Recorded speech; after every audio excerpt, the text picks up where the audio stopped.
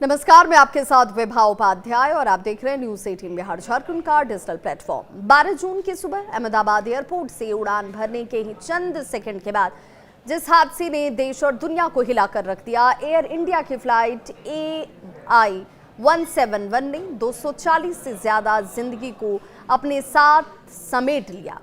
अब जब जांच एजेंसियों की शुरुआती रिपोर्ट सामने आई है तो इस विमान दुर्घटना की वजहों को लेकर पूरी दुनिया को इस रिपोर्ट ने चौंका दिया है। रिपोर्ट के मुताबिक यह हादसा तकनीकी नहीं बल्कि इलेक्ट्रिकल सिस्टम की खतरनाक गड़बड़ी की देन हो सकता है। 12 जून की सुबह अहमदाबाद से लंदन जा रही एयर इंडिया की फ्लाइट AI 171 ने उड़ान भरते ही महज 26 सेकंड में अपना नियंत्रण खो दिया था और सीधा जा गिरा सरदार वल्लभ भाई पटेल मेडिकल कॉलेज के हॉस्टल पर। इस हादसे में 240 से अधिक यात्री और जमीन पर मौजूद कई लोगों की मौत हो गई, लेकिन चमत्कारिक रूप से एक यात्री विश्वास कुमार रमेश जीवित भी बच गए। अब इस हादसे की जांच जब चल रही है, AAIB की रिपोर्ट जो सामने आई है वो चौंकाने वाला है। विमान के पिछले हिस्से के मलबे में सीमित इलेक्ट्रिकल आग के निशान मिले हैं, जिसमें हादसे की दिशा और अब तकनीकी खराबी से हटकर इलेक्ट्रिकल सिस्टम फेल्यूर की ओर अपना रुख मोड़ लिया है। रिपोर्ट में कॉकपिट वॉइस रिकॉर्डर से एक पायलट की आवाज भी कैद हुई थी, जिसे देश और दुनिया ने सुना भी, जिसमें कहा गया कि तुमने फ्यूल क्यों काटा, और जवाब मिला सामने से दूसरे को पायलट की तरफ से, मैंने नहीं किया। यानी इंजन फ्यूल कंट्रोल खुद ब खुद कट ऑफ मोड में चला गया।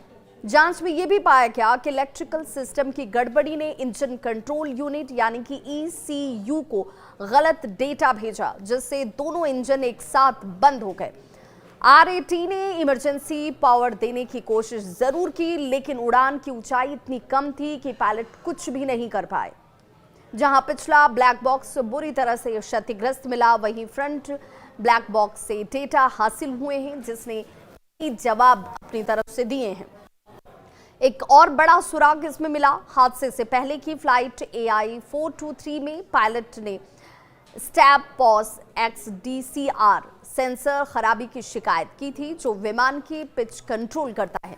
अब ये माना जा रहा है कि ये सेंसर इलेक्ट्रिकल सिस्टम की व्यापक विफलता से जुड़ा हुआ हो सकता है। और हादसे के इकलौते जीवित यात्री विश्वास कुमार ने यह भी कहा कि केबिन की लाइट्स जो है वो कभी हरी और कभी सफेद रंग की टिमटिमा रही थी। फिर एक धमाका जोर का हुआ और सब कुछ शांत हो गया। इस बयान ने भी इलेक्ट्रिकल फॉल्ट की थ्योरी को और मजबूत किया है। एक तरीके से ये मानकर चला जा रहा है कि ईंधन लीकेज की संभावनाओं को जांचा जब गया तो फ्यूल जो टैंक्स और बोजर्स थे उसके जो सैंपल लिए गए वो बिल्कुल सामान्य पाए गए। हादसे के बाद एयर इंडिया ने अपने सभी 787 ड्रीम लाइनर की गहन जांच भी की और 26 विमानों को उड़ान के लिए फिर से मंजूरी दी है। गुजरात पुलिस ने एक आतंकवादी वाली थ्योरी की भी जांच की और आतंकवादी हमले की थ्योरी को पूरी तरीके से खारिज कर दिया।